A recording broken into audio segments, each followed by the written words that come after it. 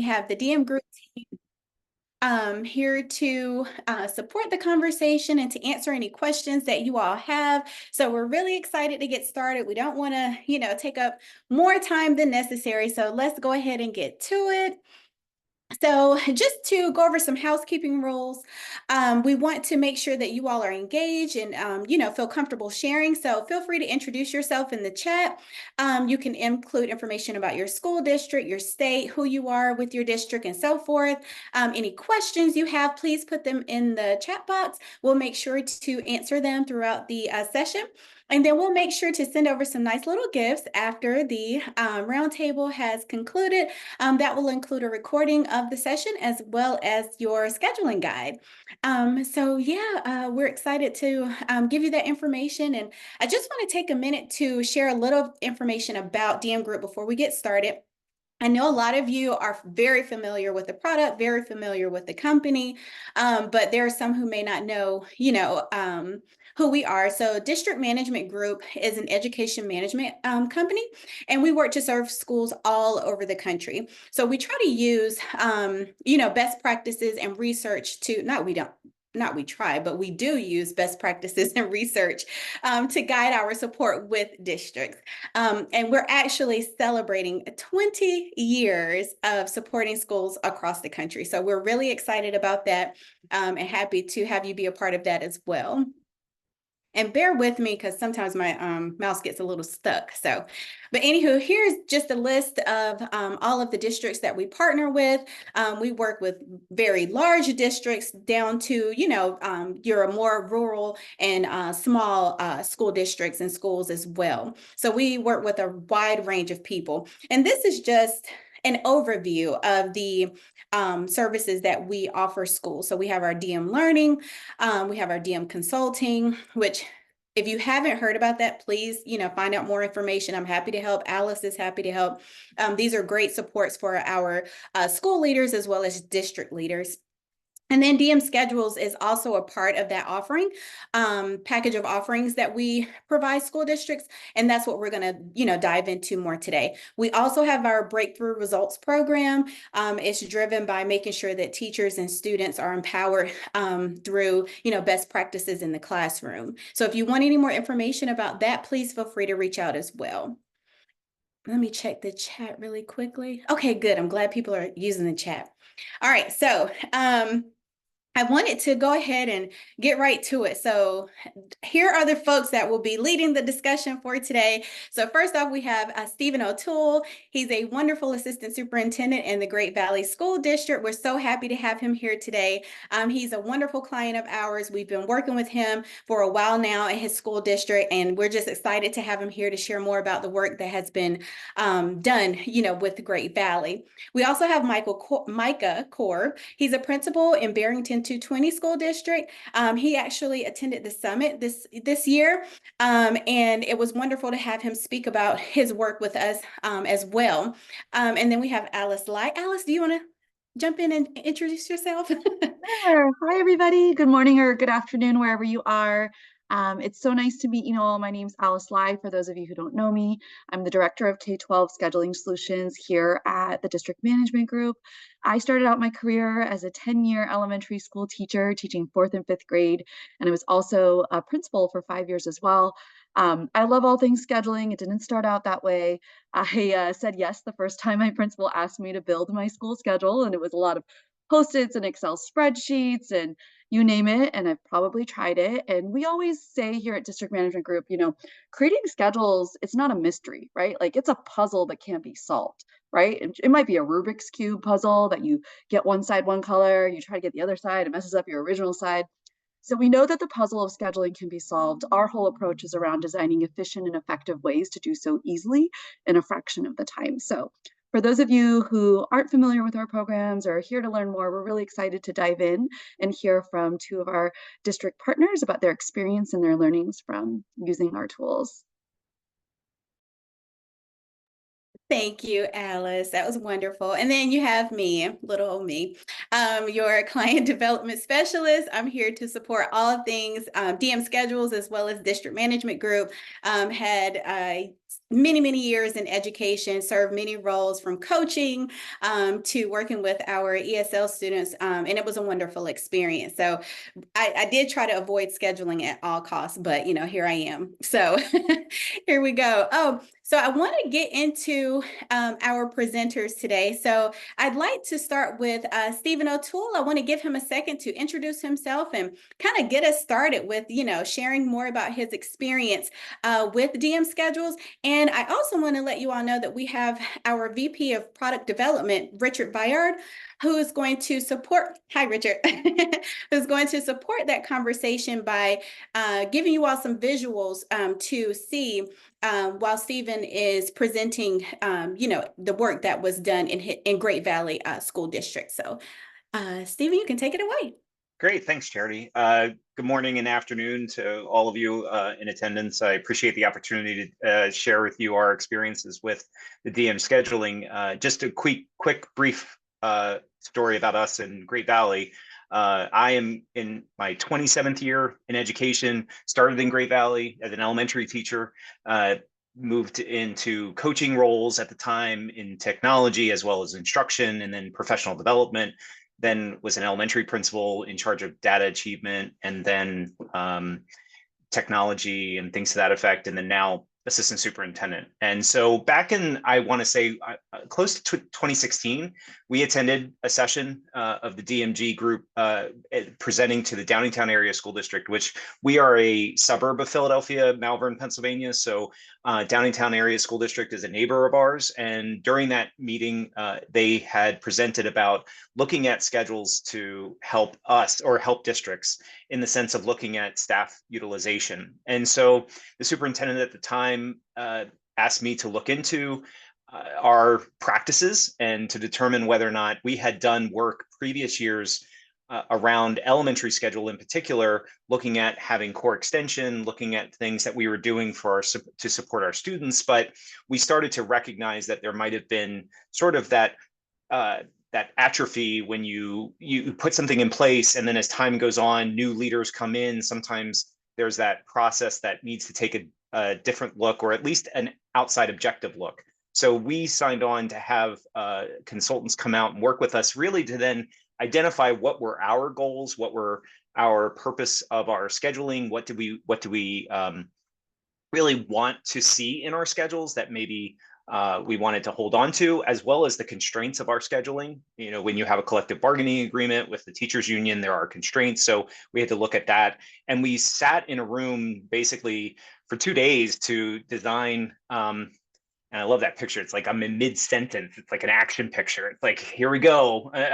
Anyway, so we decided to get together, and really we started to notice that we had discrepancies. Even though we thought we had 4 elementary schools, we thought our 4 elementary schools were very consistent, and we found they were not. As time went on, we just found that our schedules had somehow, some way, shape, or form, were not consistent. The other thing that we found was that we were not sharing staff in an efficient way. And this was after the 2008 financial crisis that we had looked at, but we really didn't get staff, particularly elementary principals, in a room together. Whenever we would add a section in an elementary school, principals say, well, I need a PE teacher. And we say, okay, a 0.2 PE teacher added. And this person needs an art section. And so they were just sort of lobbing out, as they should, their needs. And we were just filling needs at the time without actually looking at how do we best utilize staff shared between buildings, particularly elementary school.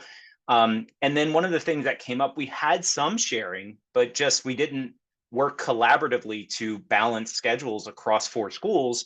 And then we found out that we made a commitment that our special area teachers in particular at an elementary school don't like to travel midday. And so in those meetings, we made a commitment to allow that we have a 6-day rotational cycle in our elementary schools, to say that we want them to go to another school, but on a given day, so that they know on days 1, 3, and 5, they may go to this school. On days 2, 4, and 6, they go on this school, go to this school, and then they're there the whole day. They're not traveling. Past practice for us has been that any staff member who travels has to have half an hour travel time, even for those staff members who are on, in essence, our same campus. We have a middle school and a high school that share a campus. It takes less than 6 minutes to walk from the middle school to the high school. However, we still provide a half an hour of travel time. At the elementary levels, we do have some distance, as the map showed, of our elementary, like our map, we are pretty wide geographically. It could take up to 15 minutes to even get from one elementary school to another. So we do build in that time. But we made a commitment that that was also a waste of instructional time. You know, when you have teachers traveling between the various buildings, to give them a half an hour. And if we had some teachers who sometimes were going to 2 different schools within a day, that's an hour of instructional time that is lost. So we really started to recognize that as time went on, as we developed that schedule in 17, our first schedule, I believe, was the 17-18 school year, we found that our utilization of staff, we were able to utilize staff more efficiently. When teachers retired, or if a teacher resigned to go to a different district, we could say, well, okay, now we didn't furlough anyone, but we were able to say, maybe that's not necessarily a need to hire. So some efficiencies on the scheduling helped to look at balancing of our budget and things to that effect. So that's kind of our story, that's our history. And Richard's been a partner in all of that for us. Not only, I could share not only elementary schedule, we're opening up a 5-6 center school next year. We went through a whole year-long process with Richard to anticipate what the schedule would look like, what staffing needs we would have, because we were reducing a grade level in our middle school. We also had to then redesign our schedule for 7th and 8th grade, and Richard worked with us to do that within the scheduling. So we've been sort of K-8, even though sometimes, I mean, not high school, but all of the work that we've done with DMG to support has helped us to plan forward to say, how are we going to open this school? What's it going to look like? And how many staff might we need? And so it's been instrumental in helping us to guide our planning process to know how many teachers we're going to need to move, et cetera, et cetera. So I'll stop there, and I hope that's been a good summary. That was an excellent summary. Thank you. And what we'll do too is later in the conversation, we'll have Richard kind of give you examples by showing of what Stephen was talking about, by showing you his schedules, so you can have a visual to support all of that good information that he just shared with us. So I want to give Micah a second to introduce himself and share some background information about the work done with his district. So good afternoon, everybody. Don't think, well, it might be morning for you, Alice. Is it still morning? Yeah, see, I knew there was a little, we're in the middle of the day here. So my name is Micah Korb. I'm principal here at Countryside Elementary School in the Barrington School District. There is background noise there. It's always a wonderful thing when you're cutting grass. It means there's good weather outside. So they're outside cutting grass. So if you hear mowers going, it's for real. But in Pennsylvania, I see that you guys have some sunny weather, so you should have one more day of it, because you probably get our weather the next day. So, but anyway, so I'm going to talk a little bit differently. I appreciate Stephen's opened us up, because he was able to talk about sections and teachers. I'm going to talk about curriculum for a moment. We started with DM Group quite a few years ago, and I think that the scheduling was in its infancy at that time. Richard's become a close colleague of mine, a friend, and really has helped me along quite a bit.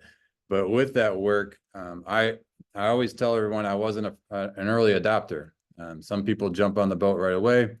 I actually like scheduling, so I'm one of those people. Yeah, yep, I'm one of those. I think it's kind of fun to put the puzzle together. It never was something that I looked at as a major chore. I thought it was kind of interesting. So when I got, DM coming in, they're like, you can use our scheduling. I'm like, I don't know if that's as efficient as what I can do. But over time, I was like, I'll give it a try. And then as things have evolved, it's been super, super helpful. And it's way better than what I did before. Excel or Google Sheets or whatever you prefer, it doesn't have the capacity of what this does.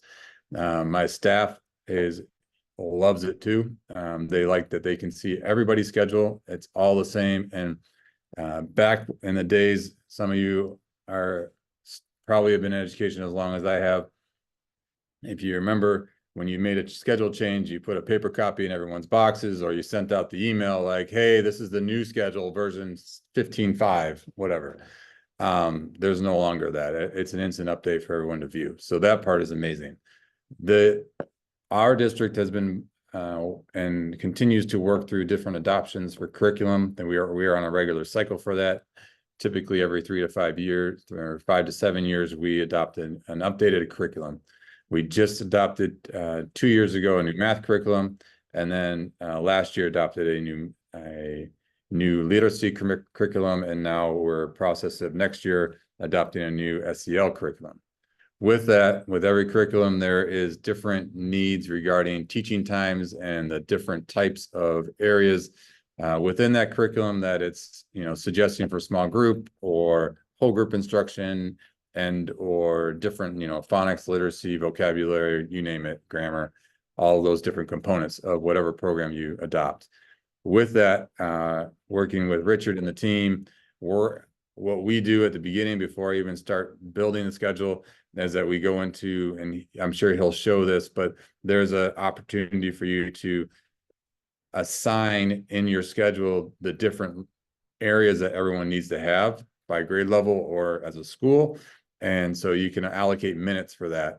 That created consistency so that every child in the school was receiving the same number of minutes for whatever subject it was. As you alluded to earlier, Stephen, everyone's schedule is a little different, right? Because I want to teach, I actually like teaching reading, so I'm going to teach it for 60 minutes. Well, I think I can do it in 50, so I'm going to do it in 50. Well, here at my school, the curriculum is very rigorous, and we try to allocate and make sure that the appropriate amount of time is provided for each component of that, and so that we put that in the schedule. As I build those schedules, I share those out with teachers, I get feedback, and we can manipulate and change when those things are occurring throughout the day. However, the teachers have found that thank you, Richard. Their teachers have found that they absolutely love that first they were like, I don't know if I was like being told when I was going to teach stuff. And then they're like, I love that it's already in there. I love that I can see it. And if I want to teach it in the afternoon or a different time, I can flip it with you. But I love that I have a starting point. And I don't have to have that on my plate of when we're going to do stuff.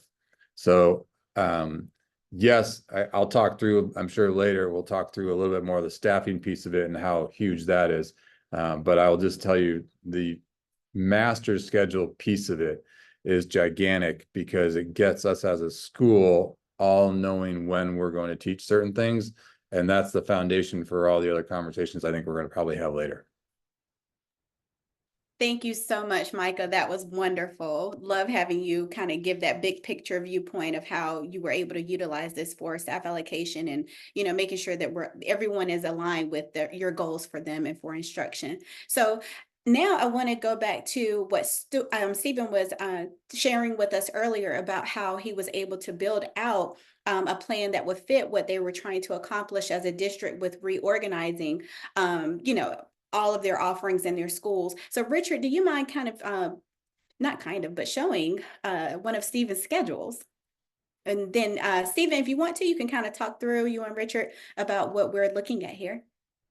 Sure. And just to add on to Micah's comments, we started to look at all 4 schools when we have special education supports, intervention supports, having conversations. We have some students in our elementary schools who are receiving math instruction above grade level, even at our middle school. So sometimes we have to look at those schedules. So we internally in each building, there's that process of having conversations around ensuring that there's that vertical alignment, or horizontal alignment, so that everyone in every building and every grade level is getting the same amount of time for the various areas. So Richard, you're happy to pick any of the schools, probably Katie Markley or Sugartown. We actually got kind of what Micah said when we first started out. If you were to go and see some of our initial schedules, you're going to find that we were a little bit too generous in just saying ELA block, and now we actually separate out. I think that's the next year's, so the 23-24. We actually call out, readers workshop. We use readers and writers workshop framework, as well as word study, and responsive classroom is sort of responsive approaches is our SEL work. So we have a morning meeting that's actually allocated, similar to what Micah was saying, is we want to make sure that everybody in the entire school, but also everyone across the entire district, we have all 4 elementary schools, you're going to see that time is allocated. Each time you see the A, B, C, D, E, those are just the sections within those classes. And then the teachers are identified so that then the principal can print out their schedule. But we have common planning time within the grade level. So you see that in the specials where they go to rotate 45 minutes. And so a lot of that, when it gets into, typically we start out with the specialist schedules. They're the first ones because they're the ones that end up typically getting shared. You might find that sometimes what we look at then is the teacher, as Richard's clicking on the teacher piece, to give them a chance to see which art teacher, library. You can see that there's a librarian who may be free on day 1 who can then support at another school. And so then when we go and look at another school that they're supporting, they're blocked in. And then that helps us to look at how can we best utilize the staff that we have, or if we add a section, sometimes, and many of you probably have this too, our district has been growing, probably one of the only districts in this county in Pennsylvania that's been growing as much as we've seen, but we get late registrations for kindergarten. And so sometimes having to add a section, we'll end up looking at how we can do that. And we can do that here, but also know that on day 6, the art teacher is available. So now we can have that day to have them maybe cover a section. And this actually happened this past year. We added a section at an elementary school and needed to share with the staff member that at the end of the day, they're going to have to travel. All the specialists are sort of were asked in one school to support in another building. So without having the ability to really see across all of our schools, not only to ensure that we have the consistency, the building principals, as Micah described, kind of have the ability to make some changes. However, we've also talked about that any change has a ripple effect. If you change a special, or if you change in your one elementary school and that person is needing to be shared, or maybe there's a literacy specialist that we're able to help push into your building based on the number of students that you have, we sort of look at the elementary schedule as a totality of all 4 elementary schools. And even one little slight change could have an impact on a special education teacher, or could have so we, where those special education services are going to be supported. As Micah said, our schedules, once published, then everybody knows what is going to be the schedule, and it sort of locks it in after some minor tweaks if needed. And then we get feedback from staff as the year goes on, maybe some placements of certain schedule topics like science or social studies might not be best suited at the end of the day, like some of our principals have done. So they get feedback, typically even at the end of the year, to then say, we need to do something. Even we had just one quick last caveat. We had a student who was identified as having, he could not have, one of our schools has a gymnasium that does not have air conditioning. He had a cooling vest because he was unable to, he needed to wear it all day. So we actually had to make sure that his special was at the beginning of the day, each time he was in a different grade level. So sometimes, we had to help staff understand that, there's a reason why your schedule may not be able to stay the same as it was this year compared to next year, because there are certain things that we have to account for, and we're able to make some changes without then within the scheduler that isn't horrible for a principal to have to navigate. And then those purple things, just to highlight, the core extensions time is really where then we have those support systems. So then the teachers know where the support systems like literacy specialists or math interventionalists are not overlapped. If a principal were to try to overlap them, they may see that there's a conflict. And so then that ensures that our specialists are scheduled appropriately.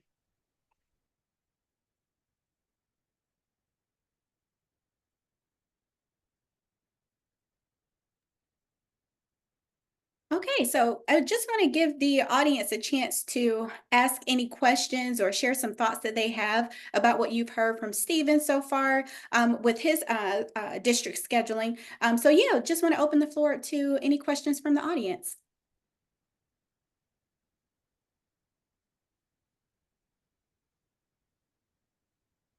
Anybody? Not yet, you just thinking? Okay. I got a question for Stephen. Okay. I was wondering, Stephen, if you could sort of describe more how you built buy-in amongst your building leaders. As principals, I know on the call we have district leaders, we have principals, and I think this is really appropriate. If you're, as a principal, you're bringing it to your school to build buy-in with teachers. Is there any sort of specific strategies or steps that were most effective as you launched DM schedules in your district? Yeah, I think the initial meeting that we had with our admin team, particularly the principals that were going to need to learn how to use the scheduler and manipulate the scheduler, getting everybody in the room and identifying what are our goals with the scheduler, similar to Micah talking about, these are things that we all agree upon these, whatever they are, norms of our schedule? Can we all agree that we believe that due to our needs of our curricular changes that we have to add so many minutes within math, and that we consistently provide that for all students across the district, because one of our parts of our mission is that all students. So if we're saying that all students receive the supports that they need, or that the instruction, we can't have jockeying of time based on a preference. And then so just having that conversation, and then really working with the administrators to help them along the way. It wasn't a come together and then good luck, see you in September and see how you do it. We kind of worked with them in partnership with DM to work with them and have time to call and say, I'm confused about this. That support system, having people just kind of go out there on their own was not a good strategy. And we knew that from previous failures when we've done that before. So we wanted to make sure that principals were supported along the way and understood that the rationale for some of those changes, and then also some of the constraints. Sometimes some of our principals by accident have stumbled into contract negotiation issue, or to not contract negotiations, but contract issues. And they might have scheduled a staff member for not enough time. And then, they kind of sort of forgot, and it's not their fault. Or maybe they were a new administrator, and maybe they, in a previous district where they practiced a certain way. So it's just being able to get in the room and all of us know, what do we need to do? What are the constraints? What do we want to do? And make sure we have consistency, and really just how that's helpful for everyone, that we're all consistently working together and collaborating was really the strength of what we were trying to do. And then as time went on, I can honestly say that as we sort of felt as though, okay, we can start to wean back and maybe the supports aren't there, then sort of all of a sudden, some of the schedules, even with the tool, started to a little, adjust. And we were like, wait, hold on, we need to come back together. So even though you have the tool, just as much as, the tool in of itself is not what creates the conditions, it's really that collaboration and ensuring that the principals and the administrators are working together in concert with each other. Thank you for that, Stephen. That was wonderful. And I love the little dance too. We'll take a dance moment anytime. All right. So Micah, are you okay with us sharing your schedule and you kind of walking us through how you all use the tool? I'd love to. Okay, awesome. So first of all, Stephen, yours is clean. It looks beautiful, man. My specials. That's called Richard. That's Richard. Okay, I don't my specials don't look like that. So, no. But anyways, let's jump into mine and I'll talk it through with you. Richard, I'm okay to talk through SPED too, right? Yep. Okay. All right, so let's start with the master. So there we go. So as you look here, you can see what I was talking about. First of all, you also notice that we have Chinese immersion on my campus. Chinese immersion has a specialized schedule. If you have immersion programs in your district, you may recognize that we do a 50-50 model. And so that is a flip model. So if you look at 4 CI and 5 CI, 5 CI is not, 4 CI is a better model right now to look at. But if you look at that, you'll notice that we flip halfway through the day. And so right now, Chinese is taught in the morning for one section, and then the other section gets Chinese in the afternoon. And then we are, no other way to put it than scrunching up and putting all of the core curriculum in the other half of the day. Okay, there is some overlap with that. If we go back for a second to the main schedule, you'll also notice second grade is a really easy spot to notice it, but they have a nice big block in first grade too of our new adopted ELA program.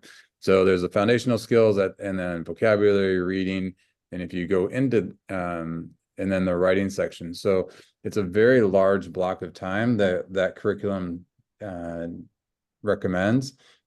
And as a district, we've adopted the recommendation. So we, as a school, make sure that we've allotted that. And if you look at some of the other, as Richard's doing that, if you look at some of their grade levels, they have all the components, but sometimes we flip those in different spots. It's not taught consecutively. And that's totally fine. That's just part of it. Math, similar. If you see there's calendar math. Some of you may or may not do that. It's a program that we've adopted at the school. And then then our math block is after that. And then in some of the cases, calendar is separated from math just because that's what that grade level preferred. And then you can see we divvied out the specials. Stephen, your specials look much cleaner than mine, but mine is by grade level by teacher. So you can see exactly where everybody's at. One of the things, so I think foundationally, they're very similar throughout both school districts. This is gigantic because I work on this in June and I get this draft out to everybody, and then they give me some feedback. And then what I do as the school principal is once I get to a place where I'm feeling like I got the feedback for pretty much where we're going to be, then I give my interventionists, my special education, my related services, all of those teachers the okay to start building their schedule. Before we move on, Richard, just pause for 1 second. Just so you know, I have Chinese immersion at my school, so that is awesome. So 2 grade levels. If you have questions about that, you can ask me later. It's a different way that we do it as a school district. But I also have what's called Strive and Best. They're 2 self-contained special education programs on my campus. They're amazing. I love my classes. We are going from 4 sections of that to 5 next year. And those students are also immersed into our day and our general education classes as much as possible. And so that's why this master schedule is so important. And so once we get to a place where we have this master schedule done, then we can move into a place where our special education scheduling can start to get built. And so all of my interventionists, my resource teachers, etc., they are, if you just hold that, you can see they're all listed there by their category. And then let's go to like speech and language. That's kind of a fun one. And let's go to Laura Tilson. Let's see right in the middle there, Richard. You want to click on her name? So you want to show how you can view their caseload and their direct surveys, etc.? Yep. So first of all, for district administrators, it's super helpful because you want to know how many students your teachers are servicing, and then what the direct service minutes look like and how that is allocated, and then the average group size. It's gigantic because from there, some of my teachers have had really, really low, and obviously that's low group size, but they've had really even lower. And so that provides me as the principal opportunities to have conversations with them like, hey, let's talk about that. Are we able to sustain that type of group numbers, like that one-on-one that you're providing? Is that really the resource model? Tell me about why we're in that model right now. Let's have those conversations. So been able to have some of those, but I've also been able to have the opposite conversation with my district leaders regarding, hey, you know what, we have X number of students and their caseloads and numbers are X number of minutes. This is what my special education resource teachers are doing right now. These are their schedules. these are their number of students and that their groups look like. Let's talk through, do we think that we need to add staffing to this? And it's a really powerful conversation. That's something I could never have before with my Excel. So I think this is a fun one to look at. Laura Tilson's a speech pathologist, and so she has, as you can tell, a lot of students on our caseload. Richard works really closely with my district. We pull from our student database system, student needs and caseloads and minutes. And from there, we're able to build, and the teachers can build their schedules. So yeah, if you see this, he's clicking on right now a student, okay? That student, Harper, I know that both of those students very well. On the left is their homeroom schedule. So I'm not sure how it works in your school district, but when I got here, it was, hey, Dr. Korb, I need some time. I usually have about 2 weeks to make our schedules because we got to work with all the teachers and see when it works for them to have their kids and all this stuff, right? And so I was that as a principal and everything just kind of drove me crazy. And so I just don't think it was efficient use of staffing. And I think our students could be better serviced than that. And so with that, once I get the master schedule in June done, I can send this out to them and they can start building their schedule because just click on one and just hold it there for a second, Richard. So right now, Harper, right, they get pulled out of science social studies. That's a district norm that we decided that's okay. And so that's a great time to service them. That had no conversations with the classroom teacher outside of them looking into DM schedule to do that. There was no delay. Because the master was done, they could be looking and they could be servicing and looking at their child and when they're needed. So we really try to approximately around the second day of school begin servicing the students, which is incredible. That's a huge difference from what the practice was. And so I'm really, really excited about that. And I will tell you, you asked a great question to Stephen before, and I'll answer it as a school building principal.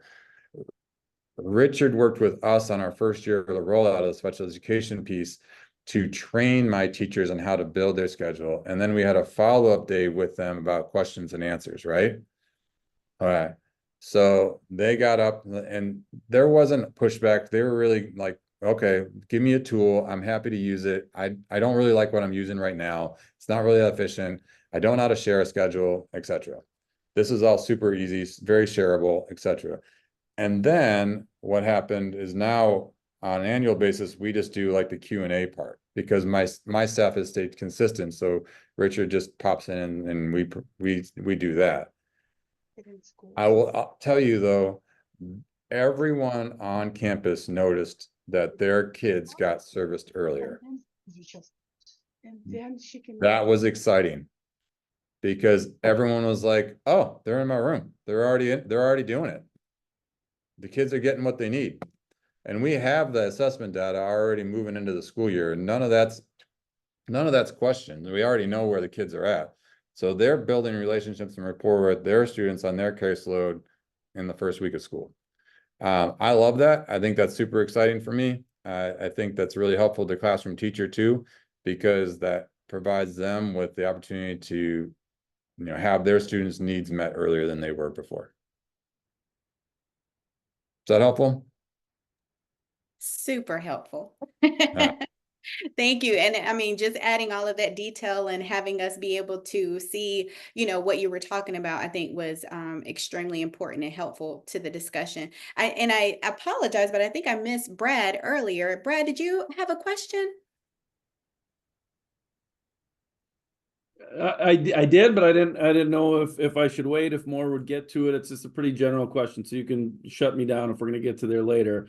I'm seeing the visuals here and they're wonderful. My question is about, I guess, the tool, the software. Like, is it just a tool that you're entering and you're able to manipulate it visually to see it in a bunch of different ways? Or is this a tool where you put in all your parameters, as in 60 minutes for foundational skills and reading, 30 minutes for flexible small groups, 75 minutes for math, so on and so on.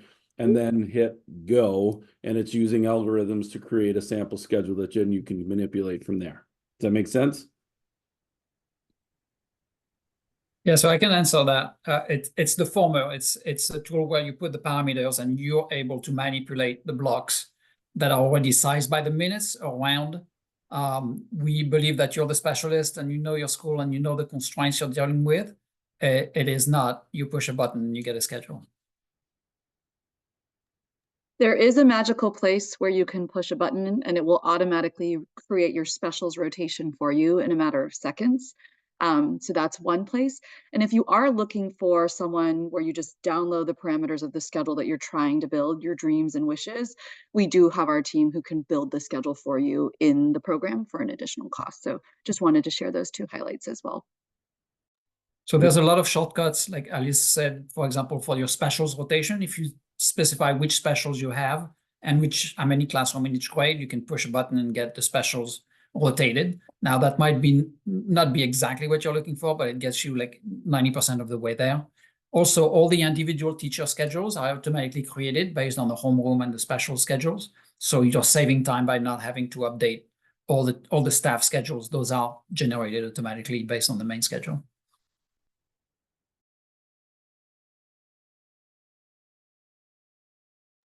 It's not exactly your question, Brad, but I'm going to answer a question you may be thinking. And because this is what I was thinking, this is why I was a late adopter. I'm not sure your comfort level with making schedules. You may feel as though you already have a system that works just fine. I was very comfortable making schedules, and I was quicker the first year to make my schedule by myself than using the DM schedule. I'll be honest with that. However, now it is quicker for me to use the scheduling tool than it would be for me to build my own schedule, and I would never be able to build it with the components I just explained. Does that make sense? Yeah, it does. And it's a collaborative process here in which I'm doing various parts with, my coaches kind of help setting up our parameters in terms of, I'm a 4K through second grade building, so we have 5 or 6 sections at each grade level.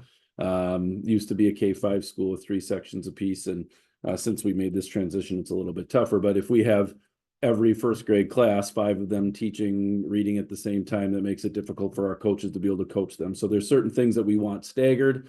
There are certain things we want reading before writing, that type of stuff. We try to kind of set those parameters as my coaches, that team, and then we involve teachers in placing their specific, blocks in there, their math, their reading. But before all that, we do our specialist schedule, PE and music and art and all that kind of stuff. And it's just a puzzle. It's Tetris. I don't mind that work. I kind of like the visual activity to it. It's the strategizing of when reading is, when writing is, and all of that type of thing. There's a lot of factors. I didn't expect that there was necessarily a software that would make everything come out and eliminate every conflict that you could possibly have, because I feel like that's too many things to do. It's not just a math algorithm like high school or middle school specialist scheduling is, because we don't have nice, neat first hour, second hour, third hour. So I get that. It would be a magical thing, and I'd pay a lot of money if you could have something made it like that. Yeah. That took into account. But I do like the various ways of visualizing it to see where those conflicts are. Yeah. And Brad, we hear that all the time. Oh, go ahead, Micah. I do think you jumped on an idea that Richard might be able to demonstrate to you. He was showing it a little bit before, but within the software, when you're building it, you can easily see if there's a conflict. So Richard, you might want to, I'm sure you can demonstrate that much better than I can on your. Let me see. Yeah, so the type of conflicts you could see, for example, you could click on validate and finalize, and the system will let you know what's working about your schedule, places to adjust. So that's one option. And then the other thing I think would be helpful, Richard, is to highlight the different scenarios. So we know that scheduling is like a science and an art, right? Like it's not just a formula, like you said, Brad. And so what a lot of our schools will do is, they have an idea for creating a schedule where you might stagger science and social studies, but before you go full on into building the schedule, you kind of want to see the benefits and the trade-offs. So You can build different versions of schedules, as many as you would like, as you're exploring for the future, even like semester 1 or semester 2, to really think through the benefits and trade-offs of different scheduling options as well. Yeah, so there's different types of conflicts we will highlight, like if some specials overlap over some other periods, and then in the specials as well. Right now, you can see if a specials instance has been scheduled outside of your special, sort of planning period, and as well as if you schedule the same teacher for the same period at 2 different specials, or the same classroom for 2 specials, that will highlight as well. I don't want to mess up Micah's schedule. Remove something by accident, but those are all things that are checked. And there's also check and balances. For example, here we can see that all the library instances that needed to be scheduled for specials have a check mark, which means they're all on the schedule. So if you forgot to schedule a classroom, that would be highlighted here really quickly. And you can, I think we talked a little bit about the staff utilization and how many periods each teacher has been assigned to, as well as how many minutes each student and each classroom is receiving. So there's all these check and balances around the schedule that are really helpful.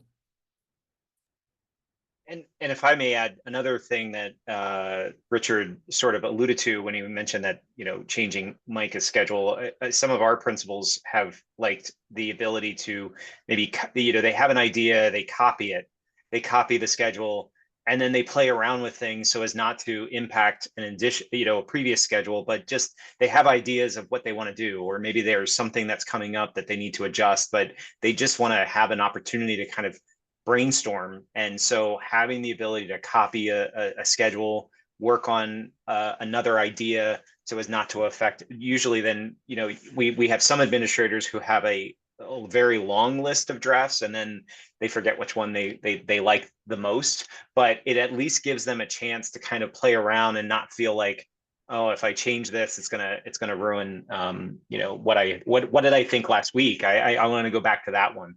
And so they can, especially in the summer when they're working through things, that's been helpful as well.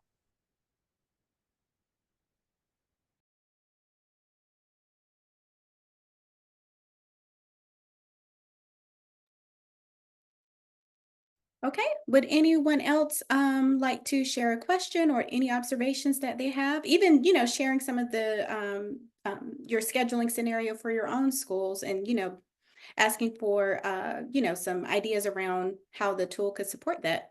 Feel free to do that.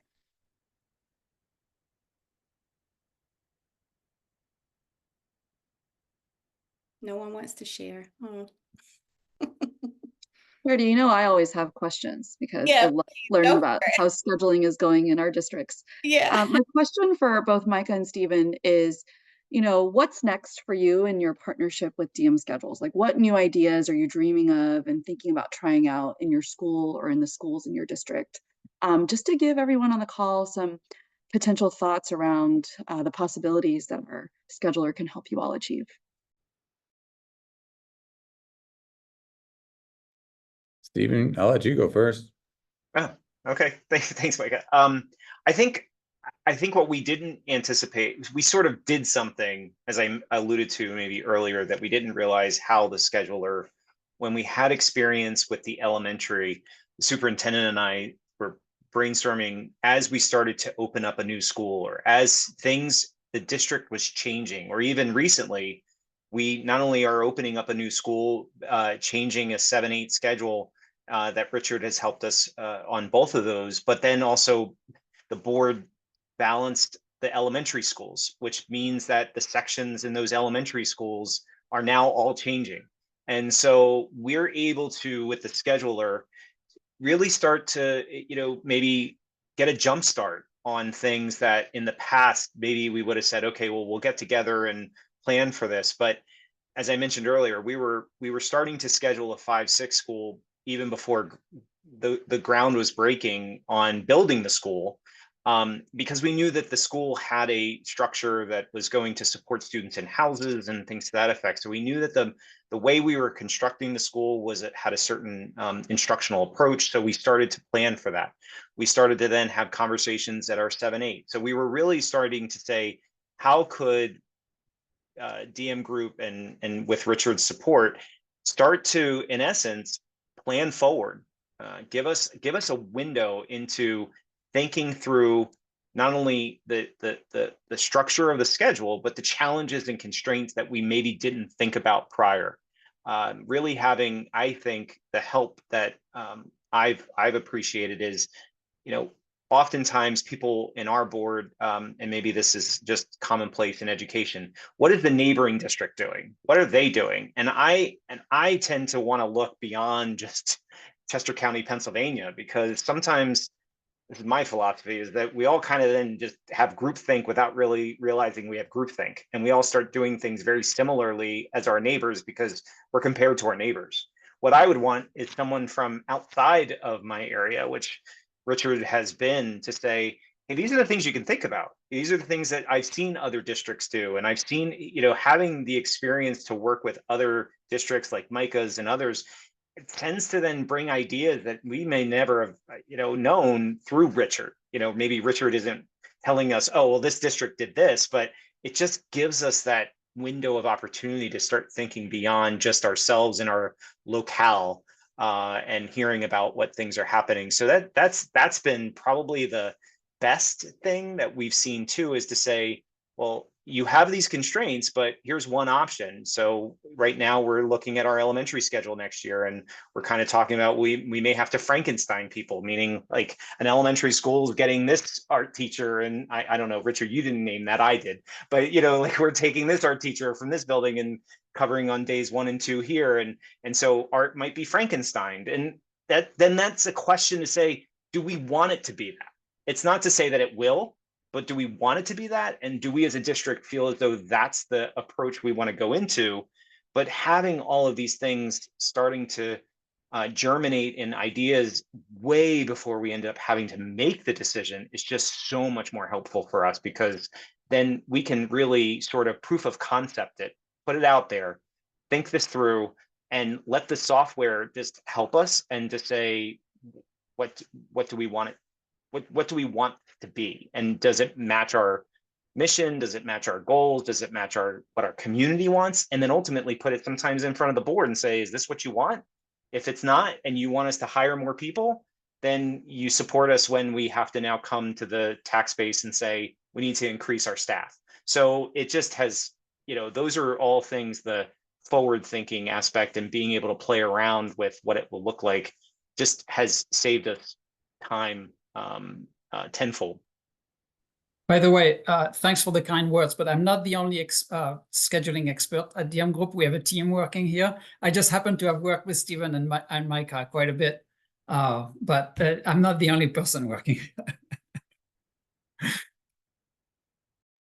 We love Richard. So Micah, yeah, go ahead and share. So on my side, I alluded to this before, but we are adopting a new SEL curriculum, so that will impact my schedule this year. So that's just a real nut and bolt piece of it. So excited about looking at that opportunities and making sure that we're supporting students with that new adoption as a school district. And so that's definitely going to impact us. I think looking back on thinking about just avenues that this helped so much with, we were using it pre-COVID land. I know no one likes to talk about COVID, but during COVID, we switched schedules frequently just because of the situation we were all in, right? And so I just think back on that, like this made life easy, because during that time, I sent out a link to my staff and they're like, okay, now I know what I'm doing. 0 questions, literally, like, we're good. It wasn't like, it made it like, okay, we've done this before. This is the new schedule. We're onto that. Okay. A few months later, here's a new link. This is the new schedule. And so I think like moving forward, I feel very comfortable with and my staff has, like, they love this tool and they feel as though they know where everything's at and they know how to use it. I sat down my leadership team a month ago and I'm like, give me some feedback. What do we want different for the scheduling next year? And they're like, we're good with it.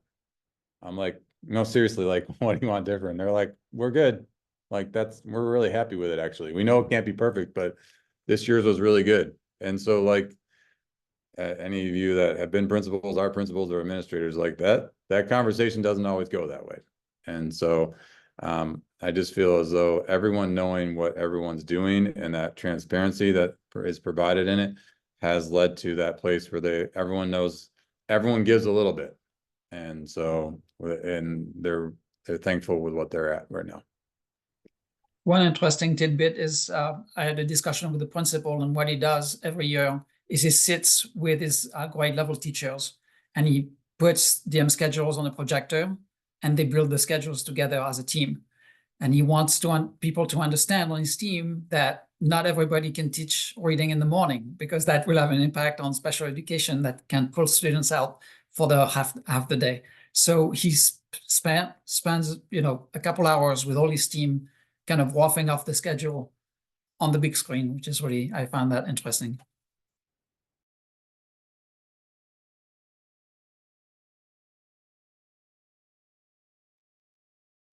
All right, thank you all for, staying with us during this time. Micah, Stephen, thank you. That was wonderful. I mean, hearing from our partners is just such a unique and empowering experience, because I remember teaching, having that comparison before and during the pandemic. And yes, it was a nightmare trying to figure out all the components, make sure you were still supporting and not losing your mind in the process. So I'm glad that you were able to speak to how I wish we had a DM schedules when I was, supporting students. So yeah, but anywho, didn't mean to go on a tangent, but thank you all so much for joining us today. Alice and myself, we're here to support, more personal one-on-one conversations with you. If you want to reach out and have some, you want to see more of the product, you want to, really talk through your situation and we can help support. Some of you I've already, been talking to. Alice has been talking to.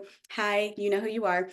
So I just want to, extend that offer to everyone else as well. We're here to support you, not just, as someone who's buying a product, but no, we actually want to have a partnership with you. And I'm so glad that Stephen and Micah really spoke about how they were collaborating with Richard, and not just, oh, he was doing this or I had to do this and no one, was talking to each other. We try to eliminate that when we partner with your district and with your schools. So again, thank you. We'll be sending out some follow-up information. We'll have a recording. We'll get you that scheduling guide as soon as possible. And again, you are now our friends, whether you like it or not. So let's stay in touch. All righty. So we will see you all later. Thank you. Thanks. Bye.